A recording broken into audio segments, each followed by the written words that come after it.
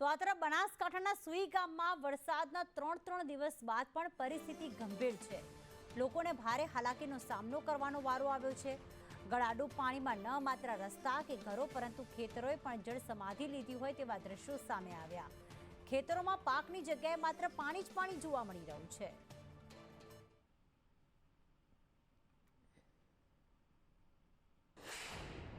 શું કહો છો, ખેતરોની સ્થિતિ આ છે, શું વાવ્યું હતું, અત્યારે શું સ્થિતિ છે? હાલ સાહેબ ખાસ કરીને અડદ છે, એરંડા છે અને જવાર, આ 3 પાકોનું ખાસ વાવેતર થયું હતું।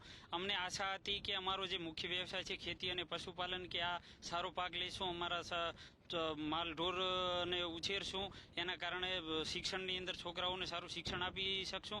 પણ પરિસ્થિતિ અત્યારે એટલી ડામાડોળ થઈ ગઈ છે કે લાસ્ટ 2015ની અંદર પાણી આવ્યું અને ખેતરોની અંદર ખારાશ આવી ગયો। તેને કમ્પ્લીટ કરતા અમને 10 વર્ષ લાગ્યા અને પાછા 10 વર્ષે આનું આ પાણી આવ્યું, એટલે અમારે તો પાછા અમે 10 વર્ષ પાછળ જતા રહ્યા। કોઈ વાત જ નથી સાહેબ, નુકસાન કરોડોનું કોણ તો કોઈ હાથો છે, અને દેવાર છે, અડદ છે, એરંડા છે, અત્યારે બધું આખો નાશ મેળવે છે વ્યક્તિનો ઘર, અને કોઈ વાત જ મત કરો પાણી ભરાય એને બધું હળી જાય પાણી એડેરું સાહેબ, તમે ભાળોરા પાણી એડેરું કઈ લઈ શકાશે ખરી? કશું એમાંથી ત્યારે સાજનો આવડો ભારો લાભો ને તોય બારા લઈને નથી આવતા, એટલો ઝાડખો પડ્યો છે અને પાણી પડ્યું કેડી સાચીએ મોથી સાજ લાવવી કે ઘાસ લાવવું કઈ રીતે? કેમેરા પર્સન ચેતન પરમાર સાથે ધવલ જોશી, સંદેશ ન્યૂઝ, સુઈ ગામ।